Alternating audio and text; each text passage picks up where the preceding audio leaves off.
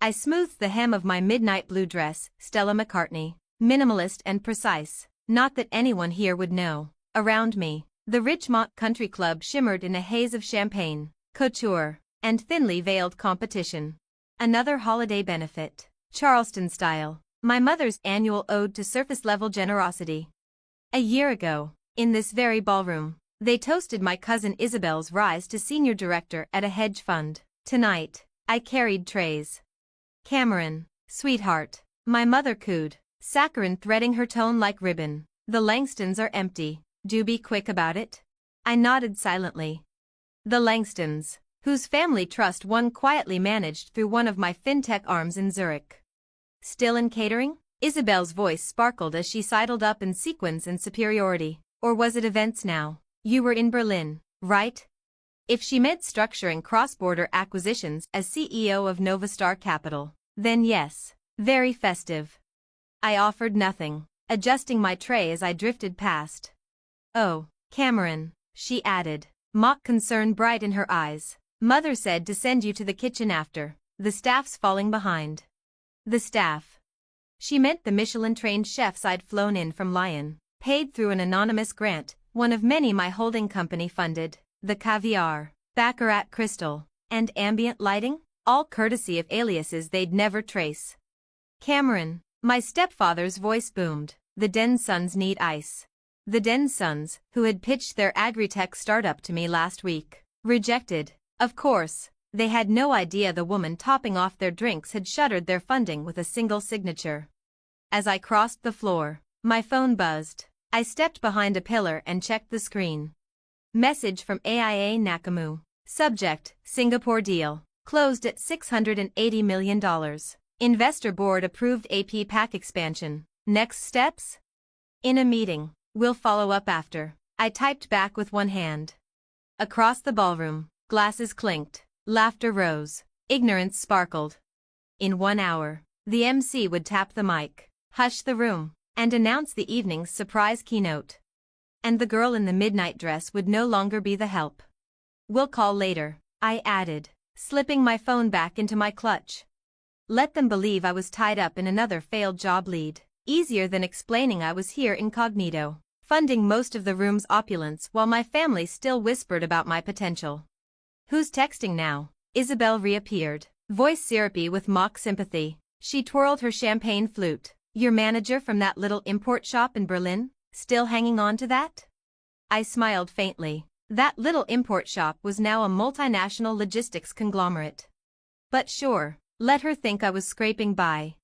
Just work, I murmured, eyes sweeping the ballroom. Speak of the devil. Oh, Cameron, my mother said, gliding over in an emerald gown and pearls. Did you hear? Isabel just closed another acquisition. 10 million in bonuses this quarter. Isn't that fabulous? I nodded, having surpassed that figure before breakfast in a Taiwanese LBO. Very impressive, I offered. My stepfather emerged from a knot of donors, the Densons at his side. Isabel's really showing what a Hamilton can achieve with focus and discipline. He beamed, unlike others. Mr. Denson's hand trembled slightly as he raised his glass. Understandable, his funding lifeline had been severed by the woman offering refills. Not everyone's cut out for corporate, Isabel said, glancing at my tray. Some of us find our lane, others keep wandering. My mother sighed, hand on her pearls. We gave Cameron everything, Swiss schools, Ivy League summers, but she always had to do things her way. Remember when she turned down that analyst job you lined up at Morgan? Wanted to build something, Isabel said, air quoting. Now she's building drink towers, I suppose. My phone lit again. Royal Investment Council confirmed. Buckingham Palace breakfast. Jet is fueled and cleared. My mother noticed and frowned. Always on that phone. No wonder you can't hold down something stable. Actually, I began. Oh, let her scroll. Isabel interrupted. She's probably looking for gig work. Poor thing. My stepfather sighed dramatically. At least lend a hand. The kitchen's backed up. Something in me shifted then. 3 years of shadows. 3 years of letting them think I'd failed, while funding their events, their charities, even their holidays. I set down the tray gently. I really should go, I said. To where? Isabel scoffed. A meeting, I replied, straightening. They don't like to wait. I walked toward the front doors, where my car and driver were already parked under the portico. The keynote speaker was about to arrive. And tonight, they'd finally learn my name. If you've ever been underestimated, you won't want to miss what happens next. Subscribe, because when Cameron takes the mic, everything changes. Behind me, Isabel laughed, loud and shrill, a final grasp at dominance. A meeting? At this hour? With who? Your Uber Eats contact. She raised her glass, smug. Smile for the camera. Enough, Mom snapped, her tone slicing through the chatter like cut glass. You'll stay and help clean up. It's the least you can do after everything we spent on this night. Everything, the venue, the orchestra, the vintage Bordeaux they flaunted like family legacy, had been funded by me, quietly, through 3 holding firms, 2 anonymous donors, and a trust no one had traced. Isabel raised her glass in a mocking toast. The help doesn't leave until the job's done, right? Isn't that right, sister dear? Laughter rippled from the surrounding donors. They looked at me with that familiar mix of pity and derision. To them, I was still the family embarrassment in heels. The Den sons, desperate for a capital infusion to save their crumbling manufacturing line. The Langstons, rescued from insolvency by a lifeline they never knew I'd extended. Isabel, bragging about a $10 million bonus that wouldn't even earn a line item in my quarterly report. My phone buzzed. James, cars are ready, weather's clear, pilot standing by. I glanced down at the tray in my hands, then around the room. The champagne, purchased by my hospitality firm. The florals, arranged by an event designer I bankrolled. The ballroom itself, owned, quietly, by a shell company I acquired last spring. Maybe it was time to stop pretending. I set the tray down with deliberate grace. Actually, I said, smoothing the front of my dress, I have a meeting to get to. Dad flushed a furious red. More important than your mother's charity gala? More important than family? Isabel snorted. What, are you helping someone unload pallets at Whole Foods? The Patek Philippe on my wrist glinted beneath the lights. I checked the time. Something like that, I said lightly. You are not leaving, Mom snapped, stepping toward me. You'll stay and clean, Cameron, that's all you're good for. The room hushed. I smiled, utterly calm. I just need to make a quick call. Gasps rippled through the crowd as I raised my phone. Isabel leaned in, eyes gleaming, certain she was about to witness a meltdown. James, I said, clearly and without urgency, please come in. Bring the Henderson contracts with you. Mr. Den's son sputtered into his flute. The what? The ballroom doors opened. James entered first, precise, polished, in a tailored suit. My executive team followed behind him, carrying sleek leather briefcases and an air of authority that didn't need announcing. He bowed. Madam, the jet is fueled and ready. Also, Her Majesty's advisors have rescheduled breakfast to 8 a.m. They're ready to proceed on the merger. Silence. Isabel's smirk melted, her face folding into a cocktail of confusion and dread. Thank you, James, I said, then turned to Mr. Den's son. I wanted to assess your company in person before revealing my position. Unfortunately, as CEO of Novastar Capital Group, I've concluded your firm's structure isn't viable in its current state. Novastar? My mother echoed, voice faint. Yes, I said simply, the largest private investment firm in Europe. We're expanding globally. My gaze slid to Isabel. That import shop in Berlin? Just one of many holdings under our logistics and acquisitions umbrella. Dad's mouth opened, but no sound came. You couldn't possibly build an empire? I said. Without your approval? Without your praise? I did. Isabel stumbled back, grabbing a chair for support. I'm VP at Goldman, she said weakly. You can't. You were VP, I said. I nodded to Daniela. Daniela stepped forward. As of this morning, Novastar's acquisition of your division is final. Transition begins next week. You'll be reporting to our APAC director, unless we choose to restructure. The murmur began, a low hum at first, then a spreading current of disbelief. This entire event, I said, voice even, Was funded through 4 subsidiaries I own. This building? Bought last June. The champagne? From my vineyard in Provence.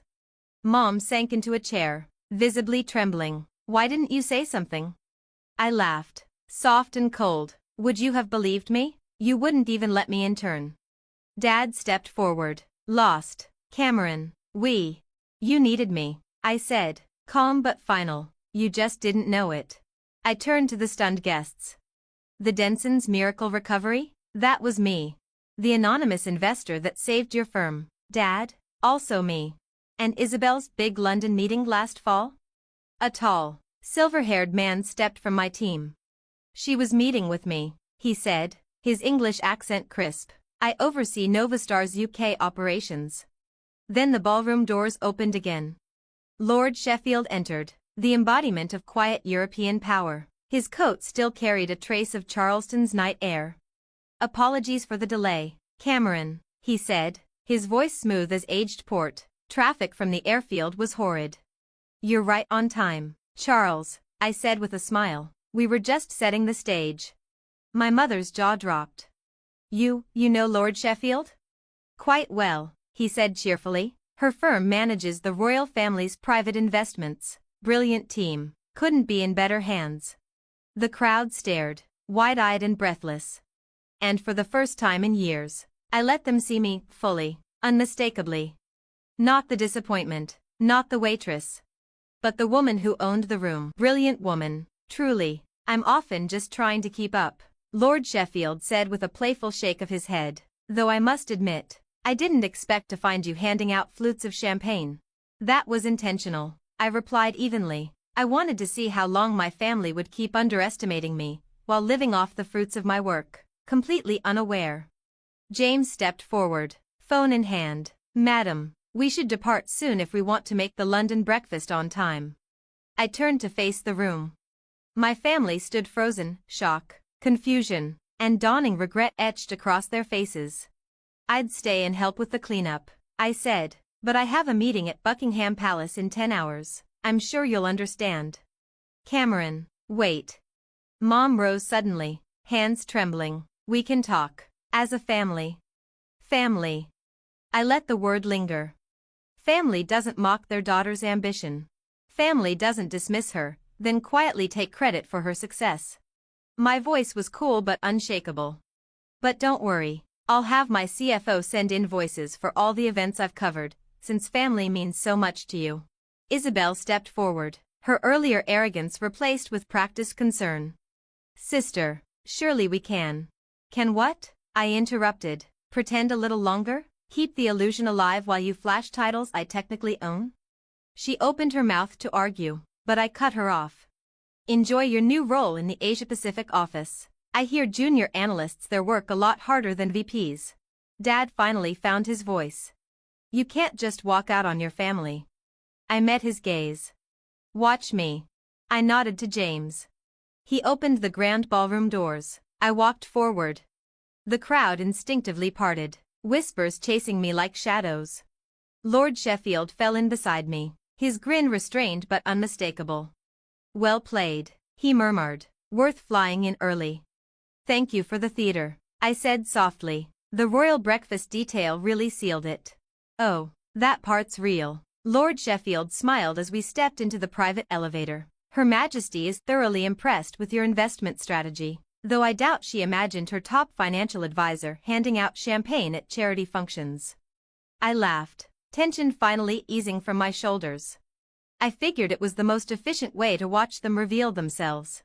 As the doors began to close, I caught one last glimpse of the ballroom. Of my past. Mom slumped in her chair, eyes hollow. Dad stared into the distance, stunned.